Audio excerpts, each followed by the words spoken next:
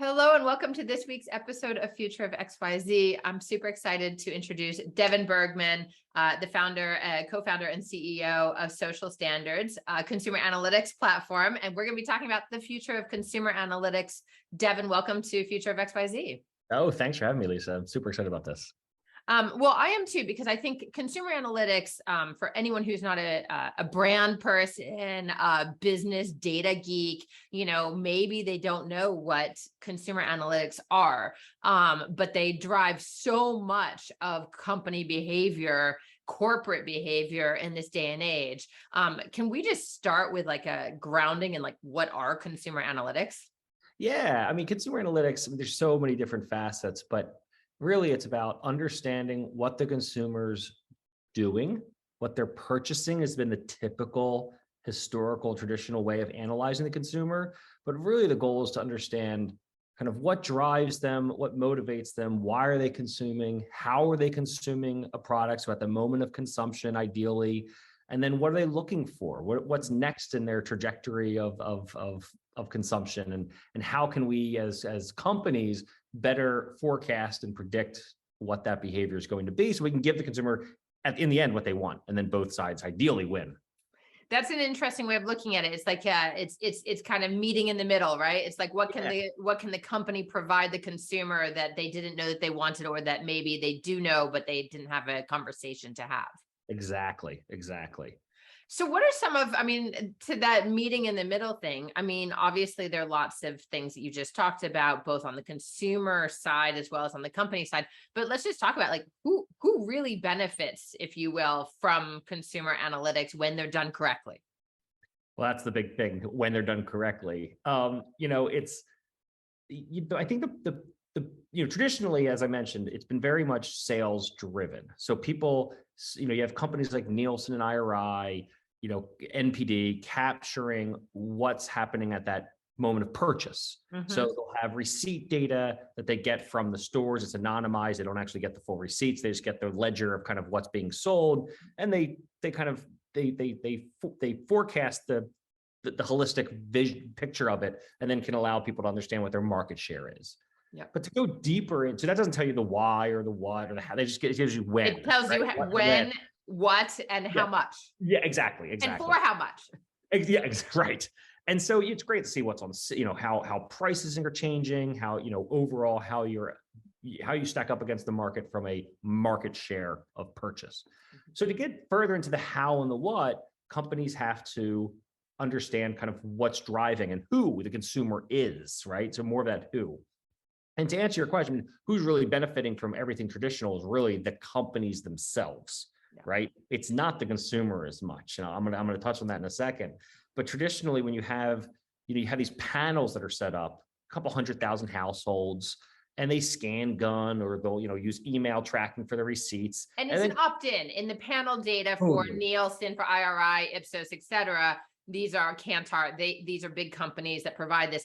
The consumer families, usually the woman, right, who does the shopping, gets paid a certain stipend to do this on a regular basis and participate in this panel. Exactly. And so what that does is it gives ideally enough sample of households of different demographics of African American, white, Caucasian, Hispanics, 25 to 29, like all the different rural, urban. Exactly. And then it allows you to slice and dice. People that bought this also bought that. So basket analysis. Again, who's benefiting from that is really more the brands themselves. Yep. As they're trying to understand what's happening and slice it. But as we're going to talk later, like the future of this is how can you get, and it's a very slim sector of the market. When you slice the market, when you think of a couple 100,000 households, that's nothing compared to millions of people, hundreds of millions of people in the world. Right, exactly. Yeah. Exactly. Well, it's so interesting because I think some of the decisions that you've just talked about, right? So when you're analyzing a basket or a comparable product, right? So people who buy, let's just say like Heinz ketchup also are buying Oscar Mayer hot dogs, right? Like that's like a basket analysis, right? For instance, like complementary products. So then you can say, well, can we build partnerships with this? Can we do cross promotions? Like, can we do bundling or whatever? These are some of the decisions that a company gets to make. What are some of the other decisions, however, that consumer analytics, again, not just the sales panel data, but consumer analytics writ large, like that companies make based on analytics? Yeah, I mean, really, what there's the holy grail is how do we manage our supply chain, and how do we make or not make as much product as we absolutely need, right? That's the absolutely goal of kind of like, how do we predict so we don't have excess and we're not out of stock when we need it, right? And then secondly, it's how do we predict the trends? I mean, prediction. At the end of the day, nobody has a crystal ball, right? We're not like wizards and witches with, understanding what's going to happen.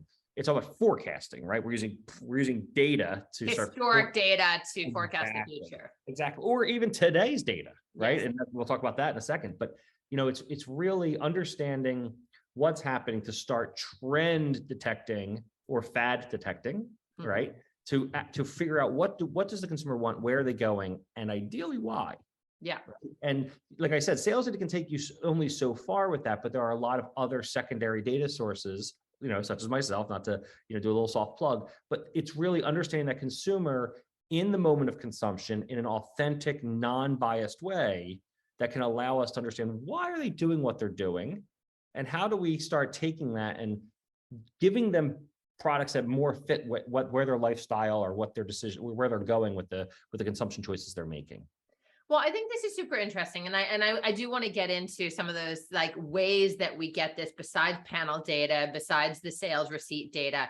But I think the why behind the what is really interesting, because this is ultimately I think the future of consumer analytics, 100% agree. right? Which is, we'll spend some time, closer to the end, really digging into that. But I think the why behind the what of consumer purchasing intent, loyalty, consideration, like the marketing funnel that, as marketers, we're always thinking about, is the objective here. So, if you could just like based on your own experience running Social Standards and another company that preceded it for quite a while now, what do you think are the major factors that like drive people to a brand or a product and or promote consideration, loyalty that you've seen that comes out of this data? Yeah. Authenticity is really important, I think, to consumers now. It's, really brands being authentic about who they are and what they stand for. Consumers see through the BS a lot more now than ever before, and they're fickle, right? I mean, let's look at beauty. Every celebrity, and their mom, like literally, and some of the Kardashians that like jokes were like, everyone has a beauty brand. It's so easy for people, not even just celebrities. I mean, how many influencers are we seeing come to market, that have a couple 100,000 followers, which is no easy task, but they get to that point. They're still not a Kardashian. They're not in the millions, hundreds of millions, 100,000. Then they can bring a product to launch and test it and see if they can grow a following. And there's so many ways of people. Now, we can argue whether how much influencers are authentic or not, but there is. I would definitely have that conversation another time. Right. But there is an authenticity, right, in some of these, right? But the point is, you can find a following, someone you like, someone you care about, you believe you agree on the same values, and try a product from them. So it's so much easier to get to market. So the big brands really have to figure that out, right? Or it's not like, two cereal brands, big brands, competing like Kellogg and General Mills on the fighting each other traditionally. Right. Now you have ketogenic cereals that are coming out on Facebook and Instagram that you have to compete with. And D2C, direct to consumer shipments, right? Totally. So like brands more than ever need to understand what is driving the consumer and connect with them in a way that they, before they would able to push the message, and now it's, you have to pull. You have to really bring in that consumer in a different way than you ever had before. So funny. I talk about push and pull quite a lot. I think that's exactly the big difference. So let's talk about the data sources, because big data is a conversation that goes around a lot, and then consumer data privacy. These are two very, I would say, almost polar opposites, even though they shouldn't be. But there is this push-pull. I mean, we've talked about some of, kind of the data sources, the Nielsen, and you guys have a partnership with Nielsen at Social Standard. But you have, we have Nielsen, we have IRR, we have Ipsos, we have all the big guys, right? But where else is data coming from? I mean, historically, we've done like let's say focus groups and surveys and things that take a lot of time and money and a qualitative understanding. Where else are you guys getting data in other companies? Yeah. So for us, I mean, what we analyze more of that moment of consumption, true, authentic, public data sources of the consumer. So for us, it's social, but I want to be very clear, it's public social. We're So not it's social listening. ish. Yeah. I hate to say that social listening just because it has a very, there's a use case that's been built around that. That's more on the tactical side of like truly listening one-to-one and crisis management, where what we're doing is much more holistic public data of the entire market vertical and structuring it and organizing it, kind of like a UPC code. So you can think of us as like the UPC code of UPC code is the barcode on a product. Yes. Yeah, like the SKU barcode. And think of us as like, how do we take every word that everyone says and map it to what it means and what it belongs in context? It's no easy feat. But by doing that, now we have this analytical layer. So to answer your question, we're looking at public sources like Instagram, only public posts. We look at Twitter. We now look at TikTok, which is really cool. We're really excited about that one. Reddit is another great source, believe it or not. Like even for things like beauty, you just couldn't believe like how much depth people go into in public forums, right? Yeah, it's the depth of qualitative. And what makes this, so much more actionable than maybe focus groups and surveys. And I'm not saying they don't have their place, but not only are they expensive and they're costly, they're time consuming. You can't go back and do follow-up questions with the same cohort often. And if you could, it's just so much more expensive in time.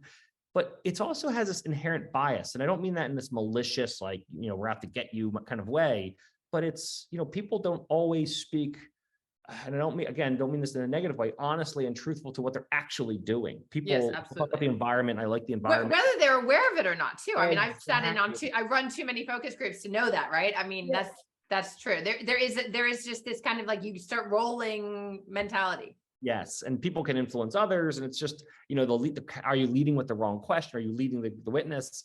So understanding the consumer in that moment of consumption, when they're really just sharing their lives openly and being able to harness that, what that does is it really, back to the earlier point in the conversation, it creates the two-way street.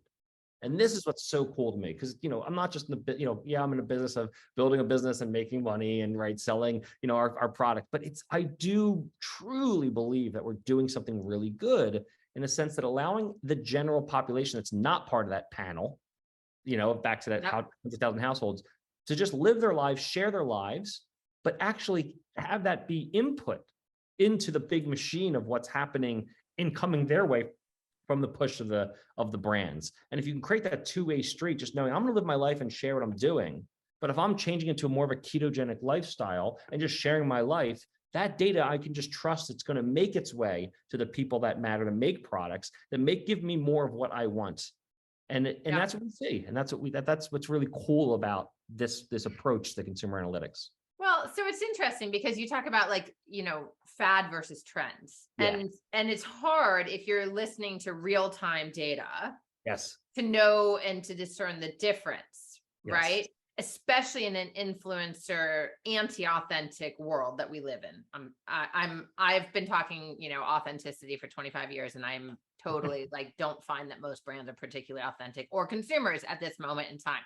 However, and I don't know if they know the difference. However, the more interesting thing to me is exactly what you just said. So if I'm following a ketogenic diet, and I want more of that, is that going to be where I'm at in 6 months?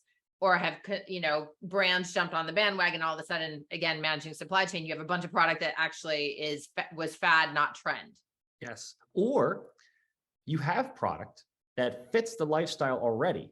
It's just not communicated that way. Mm-hmm. And to me, that's where it gets super interesting, because everything doesn't have to run back to the drawing board. Right. One of my favorite examples is when hard seltzer came out. Right. Now, it was only 2 winters prior where hard soda was the biggest fad. Yeah. Right. Not Your Father's Root Beer, all those brands, sugar. It was a fad. It was nostalgia that we all, every movie we see is now a remake of something. Nostalgia is really key, especially in the Devon, that's just because we're old. Yeah. All right. we want to see the things from our childhood again. So you have these like nostalgic drinks that came out, and they were huge hit, and then they crashed, right? And every alcoholic brand was trying to run and do one of those, and then they just all busted. It just wasn't going to last. Yeah. Hard seltzer comes out. Another, is it a fad or is it a trend? You see the sales curve go up, and then it comes down after the summer. So do we go or do we not go? But by using consumer analytics, you can understand that what was driving that, what was co-occurring in the conversation. You would never see this in sales. You'd never see it in a panel, but understanding that that aligned with ketogenic diets. And if you look at the ketogenic diet trend in social and communication, it was up and to the right, just constant, constant, constant. So what we knew was hard seltzer was seasonal trend, not fad. Not a fad.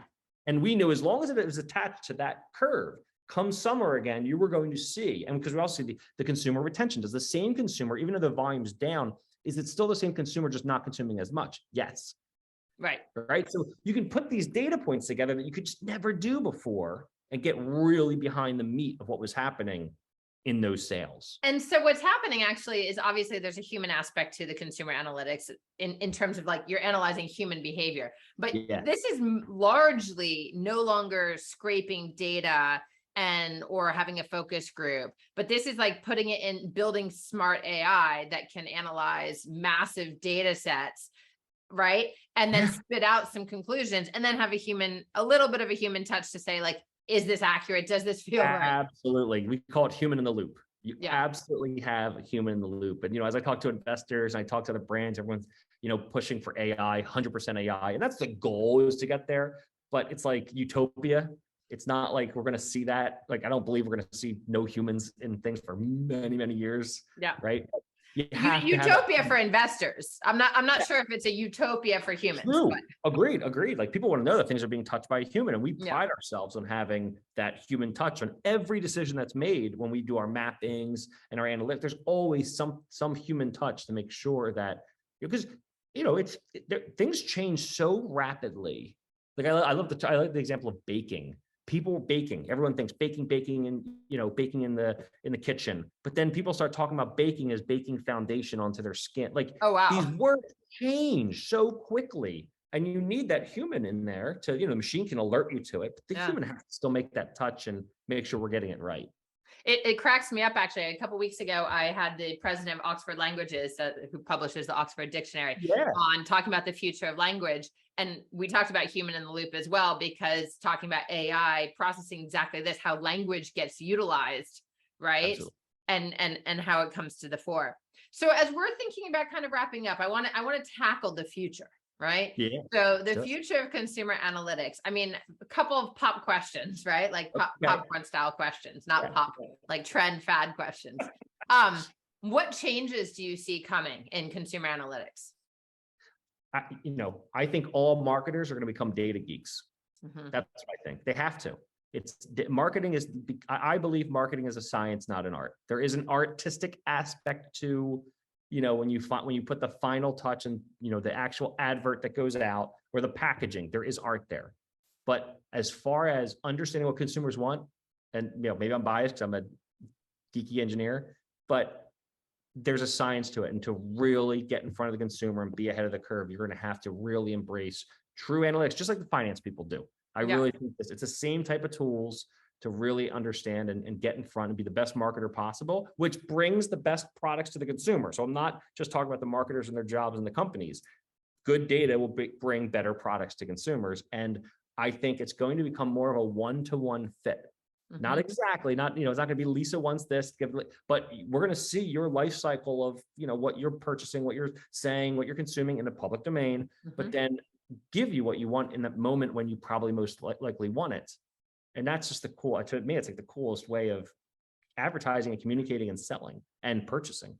Do you think to that answer and that end, do you think that this one-to-one or close to one-to-one leans towards the younger generation who are more like public in their social media consumption and more sharing, because the panels are largely older, right? I mean, you have a mix, but like historically household data is older and this is skewing younger.